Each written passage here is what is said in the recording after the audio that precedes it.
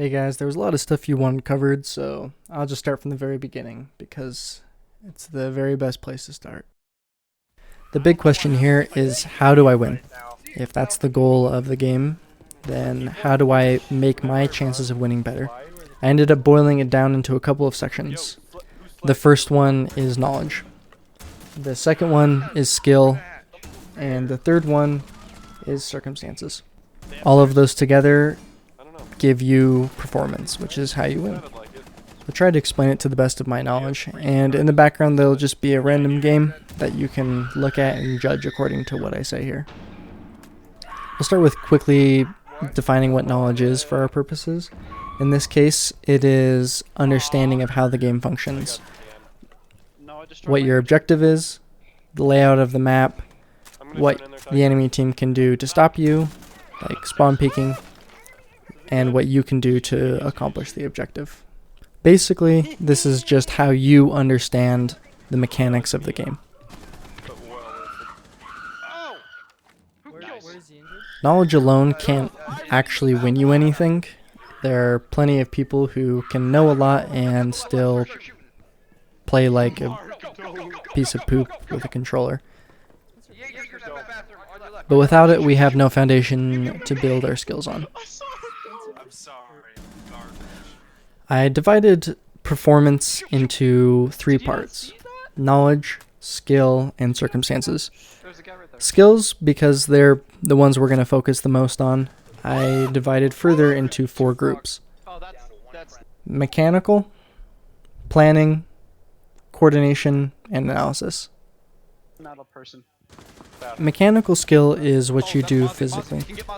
It's effectively only aiming in Rainbow Six. I mean, there's a few exceptions, but if you don't fat finger and you can shoot, then you've pretty much mastered mechanical skill. You can still tell them to be quiet.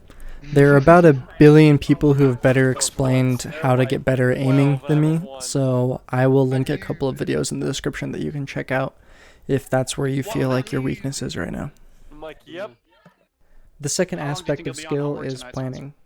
No idea. It draws pretty heavily from knowledge and requires analysis to build plans off of, but it is still its own aspect of skill, just by itself.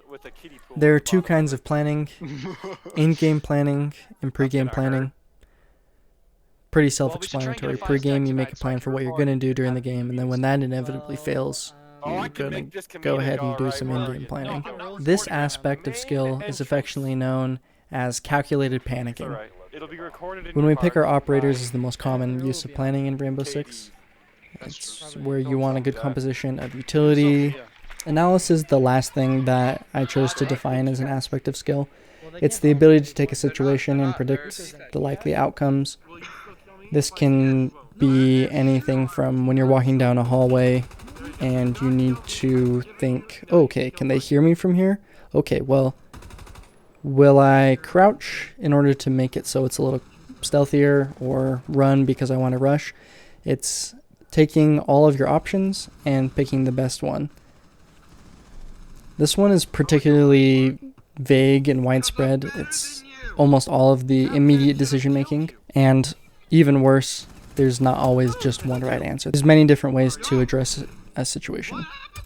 This can even cover your use of your gadget. If you think that fusing a particular wall or floor will get you a kill, or at least force someone out of a position, then you've done analysis. Congratulations, you're a genius. This looks a lot different in matchmaking versus when we play custom games.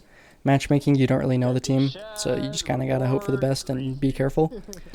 On the other hand, if you're playing a custom game against Spencer, then you know you never ever ever ever have to check for spawn peaks. That just about covers all of the different aspects of skill that I personally have identified. Feel free to let me know if you feel like I've missed something or have something to add. But for the purposes of this video, we'll be moving on to the next thing. Now that we've covered knowledge and skill and what those both mean, we come to the last part of what determines how well you perform. And those are circumstances.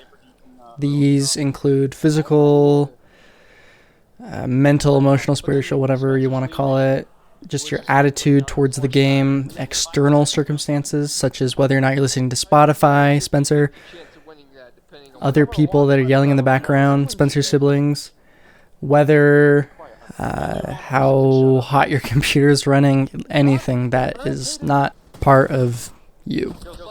If you want to get better at these, you should probably go listen to a self-help podcast, because I'm not about to teach you how to drink appropriate amounts of water and stretch your wrists when they hurt or whatever. You're adults, you can figure it out on your own. Or so I hope. And there you have it. There's all the things that I believe are aspects of how well you perform in a game. Again, if you have any questions or comments or concerns or rebukes or retorts, just let me know. And if there's anything in particular that you want me to cover more in depth, please do that as well. I'm bored and I want this quarantine to be over. But until then, this is Big Pinecone Studios, actually uploading things.